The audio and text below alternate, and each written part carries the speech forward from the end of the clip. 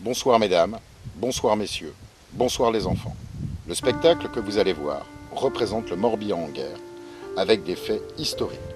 Nous allons essayer d'être au plus près de la réalité, sans changer celle-ci, en vous souhaitant une agréable représentation. Nous tenons à rendre un hommage particulier à George Chamings, qui était l'avant-dernier survivant de la trentaine de parachutistes SAS français qui sautèrent dans la nuit du 5 au 6 juin 1944 sur la Bretagne, quelques heures avant le débarquement en Normandie. Ces soldats français furent ainsi parmi les tout premiers des soldats alliés en action le 6 juin 1944.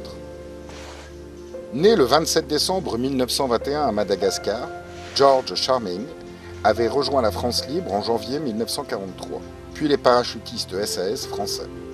Dans la nuit du 5 au 6 juin 1944, chargé des transmissions radio, il avait sauté avec un groupe d'une quinzaine de parachutistes près de la forêt de Duhaut, dans les Côtes d'Armor. La mission du groupe était de mettre en place un terrain pour les parachutages de matériel et les parachutistes. Au total, 150 parachutistes SAS français atterrirent dans la région pour encadrer les maquis, notamment celui de Saint-Marcel. C'est dans un de ces maquis bretons que George Chamings rencontra une jeune résistance de 20 ans, Marie Krebs, fille d'un responsable de la résistance à Concarneau. Les deux jeunes gens se fiancèrent au maquis avant de se marier. Marie Chamings avait raconté dans les années 1960 son passage dans la résistance, d'abord à Paris, puis en Bretagne dans le livre « J'ai choisi la tempête, Marie-Claire, une jeune fille dans la résistance ».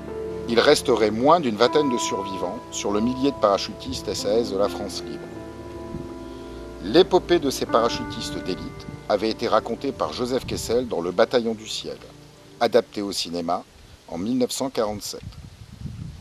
George Chamings, caporal durant la guerre, avait été fait chevalier de la Légion d'honneur par Jacques Chirac.